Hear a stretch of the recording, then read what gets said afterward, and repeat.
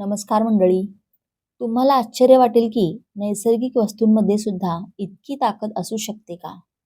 हा नुसका तुमच्या रक्तवाहिन्यांना रिलॅक्स करेल, ज्यामुळे रक्ताभिसरण वाढेल. पायात येणारे गोळे किंवा जे अडकल्यासारखी भावना असते ती कमी होईल. थंडीमुळे तुमचे पाय जे सुन्न पडतात, सूज येते ते कमी होईल आणि दुखण्यात आराम मिळेल. खरं तर अनेक रुग्णांनी तर असंही सांगितलं की जेव्हा ते दिवसभराचं काम करून दमून भागून घरी येतात, तेव्हा हा उपाय केल्याने त्यांचा सगळा थकवा कुठल्या कुठे पळून जातो. इतकंच नाही तर या थेरपीमुळे जर तुम्हाला पायाला घाणेरडा वास येण्याची समस्या असेल, तर त्यातही तुम्हाला आराम मिळेल.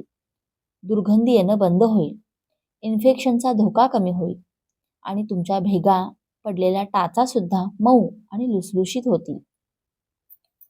आजचा हा उपाय आपला घरगुती नुसका इतका जास्त उत्तम आणि प्रभावी आहे. आयुर्वेदानुसार पाय हे आपल्या शरीराचे वात सेंटर असतात. थंड हवा, ताणतणाव आणि कमजोर रक्ताभिसरणामुळे शरीरात वात दोष वाढतो आणि हा उपाय शरीरात साचलेला वात दोष कमी करतो. म्हणूनच ही थेरपी वातविकार जसे की सुन्नपणा येणं, थंडीमुळे शरीर जखडणं आणि जळजळ होणे यावर जालीम उपाय म्हणून काम करते. चला आता समजून घेऊया की आजचा हा आपला घरगुती उपाय नक्की काम कसा करतो. यासाठी लागणारे घटक आपल्याला किती प्रमाणात घ्यायचे आहेत आणि यामुळे तुम्हाला इतका जास्त फायदा कसा होऊ शकतो. या सर्व गोष्टी आता मी तुमच्याशी बोलणार आहे. त्यामुळे व्हिडिओ हा शेवटपर्यंत नक्की पहा आणि लक्ष देऊन ऐका. तर या उपायासाठी आपल्याला फक्त 3 गोष्टी लागणार आहेत. गरम पाणी, भीमसेनी कापूर आणि लिंबू. कापूर घेताना लक्षात ठेवा, तुम्हाला नेहमी भीमसेनी कापूरच घ्यायचा, कारण तो जास्त शुद्ध आणि जास्त गुणकारी असतो. हा उपाय तयार करण्यासाठी तुम्हाला काय करायचं आहे? सर्वात आधी 3 ते 4 लिटर गरम पाणी घ्यायचं आहे. पाणी इतपत गरम हवं की जे तुम्हाला सहन होईल. खूप जास्त गरमही नको आणि अगदी कोमट याची काही जाणीव होणार नाही असंही नको. बस इतकं गरम करा की जे तुमचे पाय आरामात सहन करू शकतील. पायांना हलकीशी उष्णता किंवा शेक लागल्यासारखं वाटलं पाहिजे.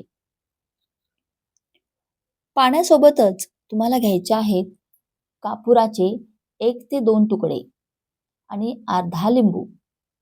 लक्षात ठेवा, कापूर खूप जास्त टाकायचा नाहीये, कारण कापूर जास्त झाला तर त्वचेला जळजळ किंवा इरिटेशन होऊ शकतं.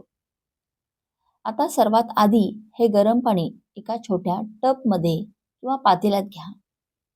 त्यात कापूर बारीक करून चुरा करून टाका आणि चांगलं मिसळून घ्या.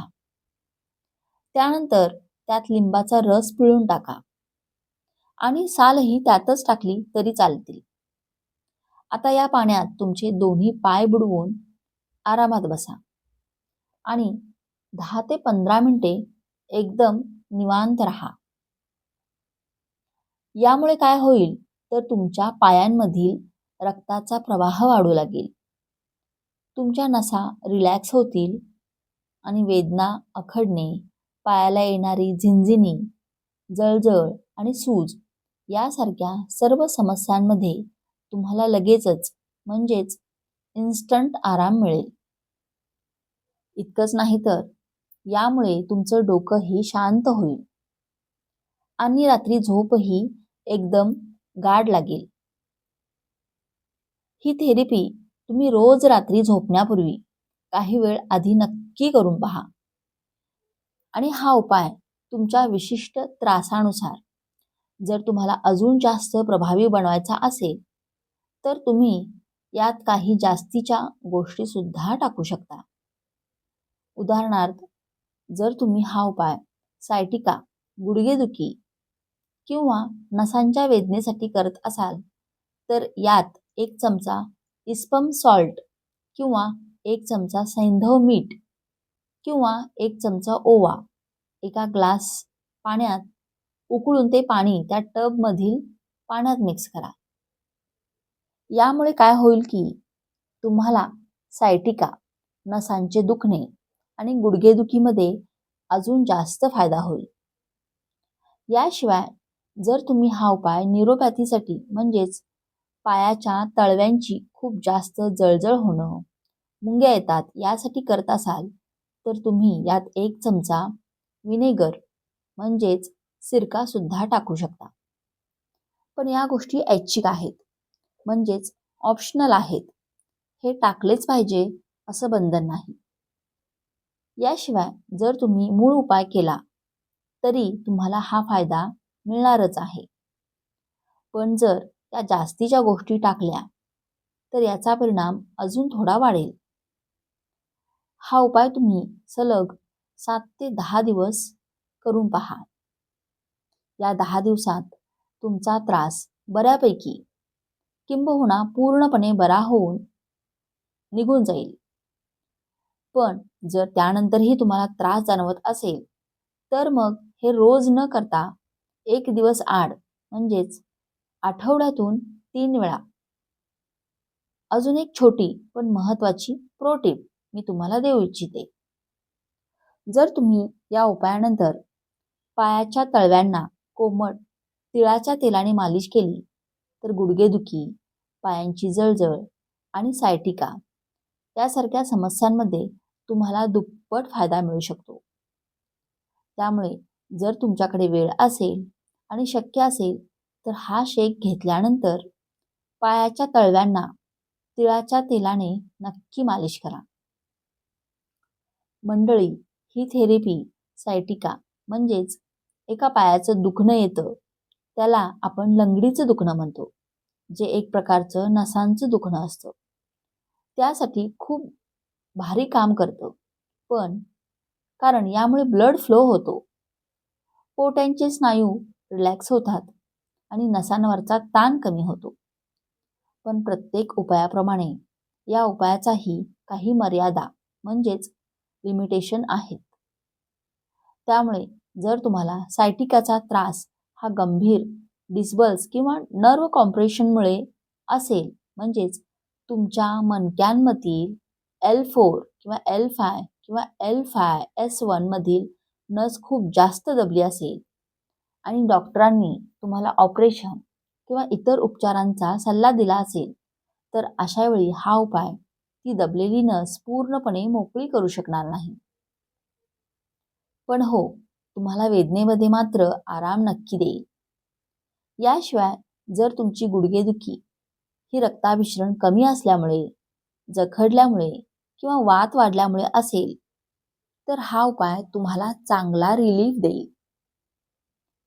पण जर तुम्हाला ऑस्टिओआर्थरायसिस, संधिवात, मेनिस्टियर किंवा लिगामेंटची दुखापत झाली असेल तर हा त्यावरचा पूर्ण इलाज नाही. यात तुम्हाला फायदा नक्की होईल. पण आजाराच्या मुळावर काम करण्यासाठी तुम्हाला वेगळे उपचार सुद्धा घ्यावे लागतील. तर थोडक्यात सांगायचं तर हा उपाय पायांची जळजळ, सौम्य न्यूरोपॅथी, कमजोर रक्ताभिसरण, थंडीमुळे शरीर जखडणं, थकलेले पाय आणि गुडघ्यांचा कडकपणा यावर प्रचंड आराम देतो. सायटिका गुडघेदुखी आणि स्नायूंच्या नसांमधील ब्लॉकेज कमी करतो. पण डिस्कबल्स, गंभीर न्यूरोपॅथी किंवा संधिवात यासारख्या आजारात जिथे नस खूप जास्त दबलेली असते तिथे नस हा उपाय मोकळी म्हणजेच डिंग प्रेस करू शकत नाही. त्यामुळे तुम्हाला हे माहिती असायला हवं की तुम्हाला यापासून नक्की काय फायदे मिळतील, जेणेकरून तुमचा अपेक्षाभंग होणार नाही आणि तुम्ही नाराज देखील होणार नाही. कारण बघा, कोणताही उपाय करताना जर तुम्ही चुकीच्या अपेक्षा ठेवून तो केलात तर अशा गोष्टींसाठी वापरलात जिथे त्याचा फायदा होणारच नाही तर ती तुमच्यासाठी नक्कीच एक निराशाच ठरेल. त्यामुळे हे कुठे वापरायचं आणि कुठे नाही हे माहिती असणं खूप गरजेचं आहे. जर तुम्हाला हा व्हिडिओ आवडला असेल तर नक्की लाईक करा. चॅनेलवरती नवीन असाल तर सबस्क्राईब करा. तुमच्या मनात काही शंका असतील तर कमेंटमध्ये नक्की विचारा. आणि तुम्हाला पायांशी संबंधित अजून काय काय त्रास होतोय हे सांगायचं असेल तर खाली कमेंटमध्ये नक्की सांगा. हा व्हिडिओ अशा लोकांसोबत शेअर करा जे या प्रकारच्या त्रासाने पीडित आहेत, ज्यांना वातदोषाचा त्रास आहे, जे आपल्या वेदना, आपला त्रास आणि नसांमधील ब्लॉकेज नैसर्गिकरित्या घालवू इच्छितात. भेटूया लवकरच एका नवीन व्हिडिओमध्ये. काळजी घ्या, हसत राहा आणि रोज काहीतरी नवीन शिकत राहा. धन्यवाद.